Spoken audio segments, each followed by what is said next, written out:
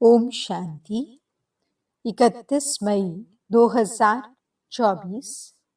मीठे प्यारे बाबा के आज के मधुर महावाक्य। आज की मुरली के कुछ मुख्य पॉइंट्स। आज बाबा हमें समझाते कि हम बच्चों को लायक और समझदार बनने के लिए पवित्र जरूर बनना है।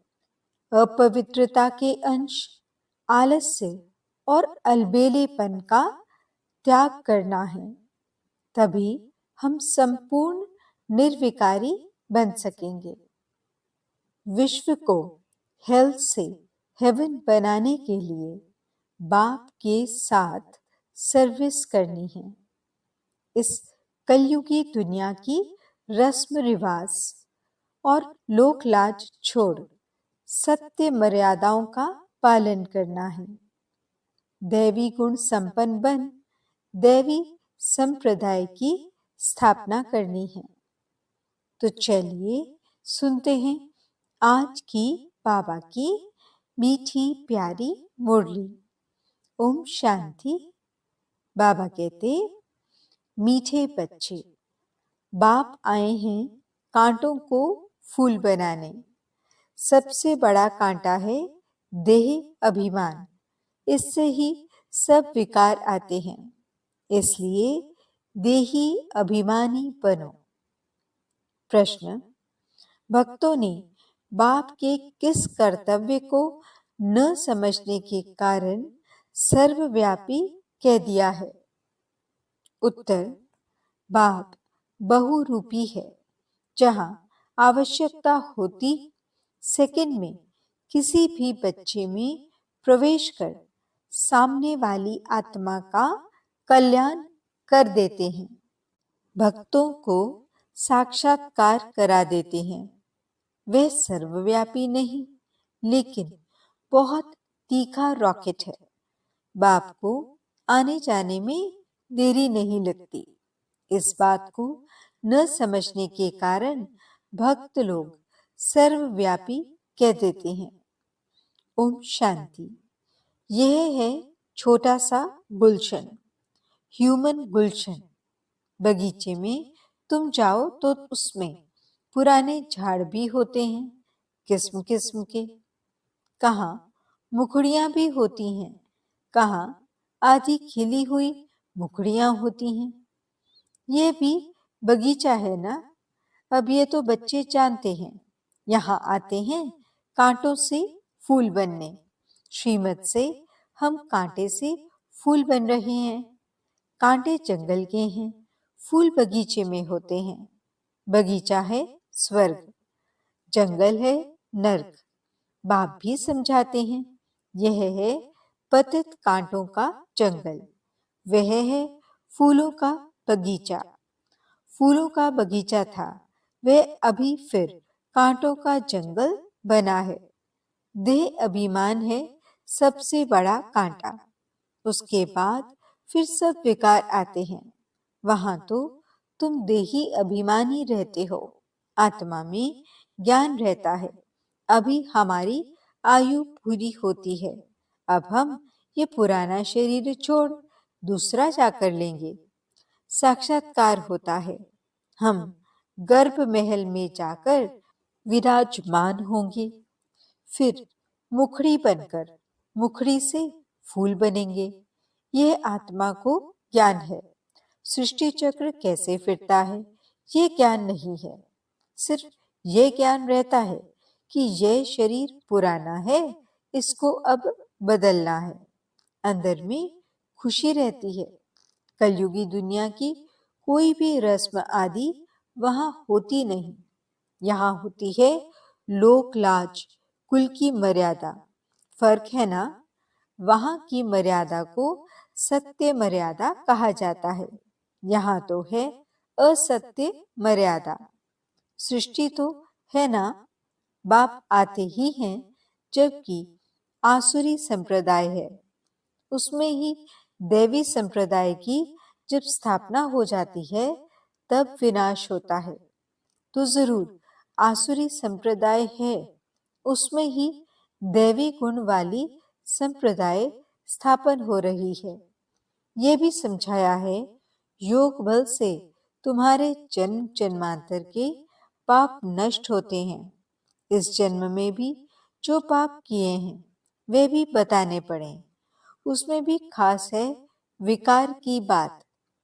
याद में है बल, बाप है सर्वशक्तिमान। तुम जानते हो, जो सर्व का बाप है उनके साथ योग लगाने से पाप भस्म होते हैं।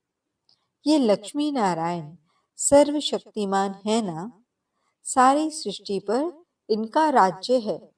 वह है ही नई दुनिया, हर चीज नई। अब तो जमीन ही कलराठी हो गई है। अभी तुम बच्चे नई दुनिया के मालिक बनते हो, तो इतनी खुशी रहनी चाहिए। जैसे स्टूडेंट वैसी खुशी भी जास्ती होगी। तुम्हारी यह है ऊंचते ऊंच यूनिवर्सिटी, ऊंचते ऊंच पढ़ाने वाला है। बच्चे पढ़ते भी हैं ऊंचते ऊंच बनने के लिए। तुम कितना नीच थे, एकदम नीच से फिर ऊंच बनते हो। बाप खुद ही कहते हैं, तुम स्वर्ग के लायक थोड़े ही हो। अपवित्र वहां जा न सके, नीचे हैं तब तो ऊंच देवताओं के आगे उन्हों की महिमा गाते हैं। मंदिरों में जाकर उन्हों की ऊंचाई और अपनी नीचता का वर्णन करते हैं। फिर कहते हैं, रहम करो तो हम भी ऐसे ऊंच बने। उन्हों के आगे माथा टेकते हैं तो वह भी मनुष्य, परंतु उनमें दैवी गुण है। मंदिरों में जाते हैं, उन्हों की पूजा करते हैं कि हम भी उन्हों जैसे बने। ये कोई को पता नहीं है कि उन्हों को ऐसा किसने बनाया। तुम बच्चों की बुद्धि में सारा ड्रामा बैठा हुआ है। कैसे इस दैवी झाड़ का सैपलिंग लगता है। पाप आते भी हैं संगम युग पर। यह पतित दुनिया है, इसलिए पाप को बुलाते हैं। हमको आकर पतित से पावन बनाओ। अभी तुम पावन होने के लिए पुरुषार्थ करते हो। बाकी सब हिसाब किताब चुकतू कर चले जाएंगे शांति धाम। मन मना भव का मंत्र है मुख्य, जो तुमको पाप देते हैं।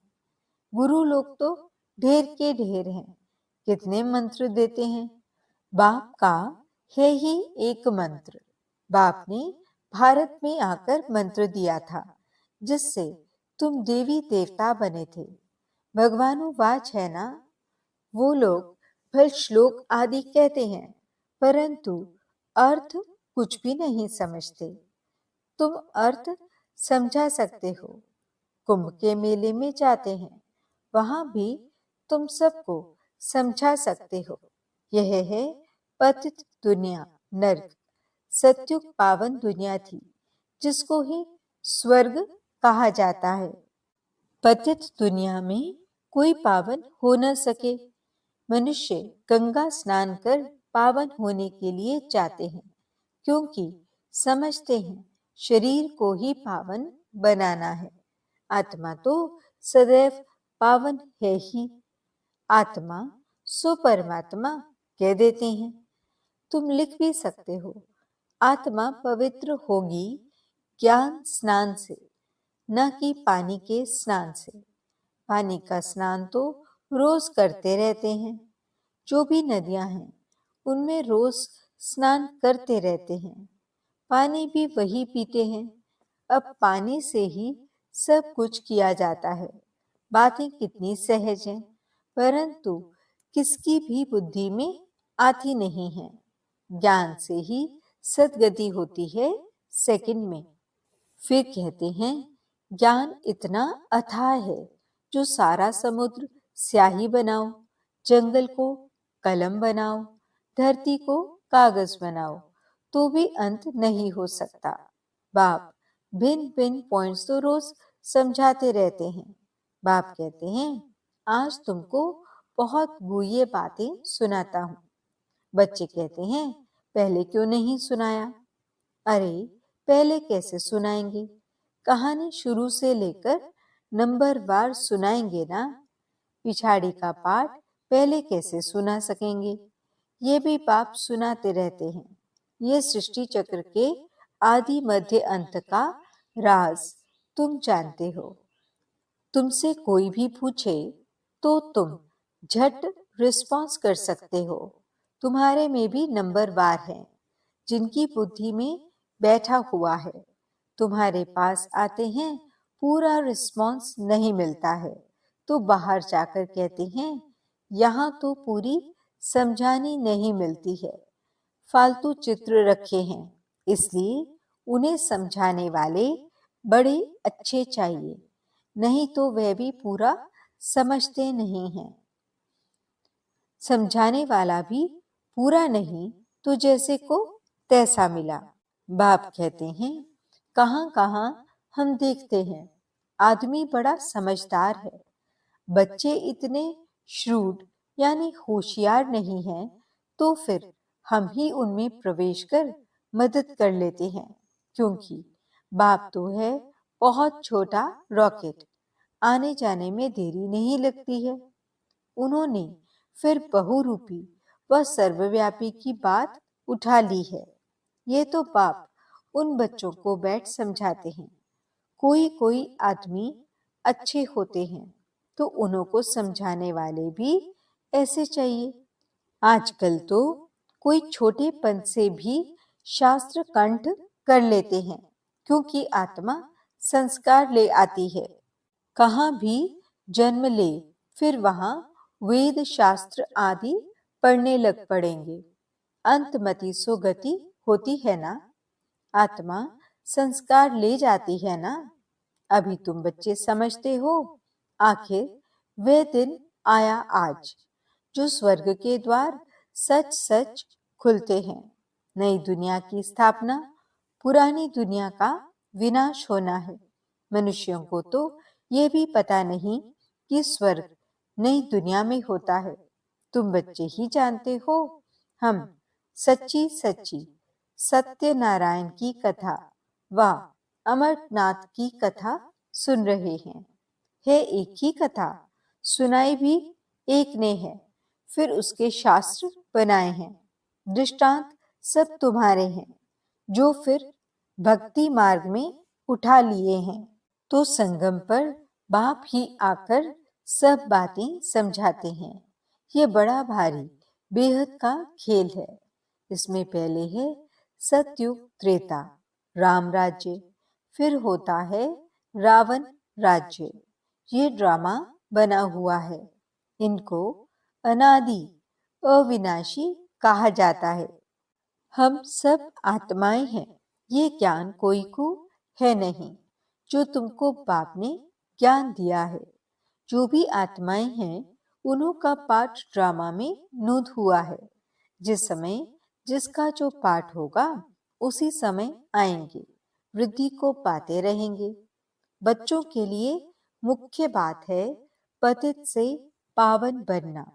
बुलाते भी हैं, हे पतित पावन आओ। बच्चे ही बुलाते हैं, बाप भी कहते हैं हमारे बच्चे काम चिता पर बैठ भस्म हो गए हैं। यह है यथार्थ बातें। आत्मा जो अकाल है उनका ये तख्त है, लोन लिया हुआ है। ब्रह्मा के लिए भी तुमसे पूछते हैं ये कौन है? बोलो देखो लिखा हुआ है भगवानुवाच। मैं साधारण तन में आता हूँ। वह सजा हुआ श्री कृष्ण ही 84 जन्म ले साधारण बनता है। साधारण ही फिर वह कृष्ण बनता है। नीचे तपस्या कर रहे हैं, जानते हैं हम ये बनने वाले हैं। त्रिमूर्ति तो बहुतों ने देखा है, परंतु उनका अर्थ भी चाहिए ना। स्थापना जो करते हैं फिर पालना भी वही करेंगे। स्थापना के समय का नाम रूप देश काल अलग, पालना का नाम रूप देश काल अलग है। ये बातें समझाने में तो बड़ी सहज है। ये नीचे तपस्या कर रहे हैं, फिर ये बनने वाले हैं। यही 84 जन्म ले ये बनते हैं। कितना सहज ज्ञान है। सेकंड का, बुद्धि में ये ज्ञान है, हम ये देवता बनते हैं। 84 जन्म भी इन देवताओं को ही लेने हैं। और कोई लेते हैं क्या? नहीं। 84 का राज भी बच्चों को समझा दिया है। देवताएं ही हैं जो पहले पहले आते हैं। खिलौना होता है ना मछलियों का। मछली ऐसे नीचे आती है, फिर ऊपर चढ़ती है। वह भी जैसे सीढ़ी है। भ्रमरी, कछुए आदि के भी जो मिसाल दिए जाते हैं, वे सब इस समय के हैं। भ्रमरी में भी देखो कितना अक्ल है। मनुष्य अपने को बहुत अक्लमंद समझते हैं, परंतु बाप कहते हैं भ्रमरी जितना भी अक्ल नहीं है। सर्प पुरानी खाल छोड़कर नई ले लेते हैं। बच्चों को कितना समझदार बनाया जाता है। समझदार और लायक। आत्मा अपवित्र होने के कारण लायक नहीं है, तो उनको पवित्र बनाए लायक बनाया जाता है। वह है ही लायक दुनिया। यह तो एक बाप का ही काम है, जो इस सारी सृष्टि को हेल से हेवन बनाते हैं। हेवन क्या होता है ये मनुष्यों को पता नहीं है। हेवन कहा जाता है देवी देवताओं की राजधानी को। सतयुग में है देवी देवताओं का राज्य। तुम समझते हो सतयुग नई दुनिया में हम ही राज्य भाग्य करते थे। 84 जन्म भी हमने ही लिया होगा। कितना बार राज्य किया है और फिर गंवाया है, ये भी तुम जानते हो। राम मत से तुमने राज्य लिया है, रावण मत से राज्य गंवाया है। अभी फिर ऊपर चढ़ने लिए तुमको राम मत मिलती है, गिरने लिए नहीं मिलती है। समझाते तो बहुत अच्छी तरह से हैं, परंतु भक्ति मार्ग की बुद्धि बड़ी मुश्किल चेंज होती है। भक्ति मार्ग का शो बहुत है। वह है दुबन, यानी दलदल। एकदम गले तक उसमें डूब पड़ते हैं। जब सभी का अंत होता है, तब मैं आता हूँ। सभी को ज्ञान से पार ले जाता हूँ। मैं आकर इन बच्चों द्वारा कार्य कराता हूँ। बाप के साथ सर्विस करने वाले तुम ब्राह्मण ही हो, जिनको खुदाई खिदमतगार कहा जाता है। यह सबसे अच्छी से अच्छी खिदमत है। बच्चों को श्रीमत मिलती है, ऐसे ऐसे करो, फिर उनसे छांट कर निकलेंगे। ये भी नई बात नहीं है। कल्प पहले भी जितने देवी देवता निकले थे, वही निकलेंगे। ड्रामा में नूंद है। तुमको सिर्फ पैगाम पहुंचाना है बहुत सहज। तुम जानते हो भगवान आते ही हैं कल्प के संगम पर, जबकि भक्ति फुल फोर्स में है। बाप आकर सबको ले जाते हैं। तुम पर अभी बृहस्पति की दशा है। सब स्वर्ग में जाते हैं, फिर पढ़ाई में नंबर वार होते हैं। कोई पर मंगल की दशा, कोई पर राहु की दशा बैठती है। अच्छा, मीठे मीठे सिकिलते बच्चों प्रति माता पिता बाप दादा का याद प्यार और गुड मॉर्निंग। रूहानी बाप की रूहानी बच्चों को नमस्ते। हम रूहानी बच्चों की रूहानी बाप दादा को दिल व जान सिक व प्रेम से नमस्ते नमस्ते नमस्ते जी। गुड मॉर्निंग बाबा। शुक्रिया बाबा। धारणा के लिए मुख्य सार। पहला पॉइंट, लायक और समझदार बनने के लिए पवित्र बनना है। सारी दुनिया को हेल से हेवन बनाने के लिए बाप के साथ सर्विस करनी है। खुदाई खिदमतगार बनना है।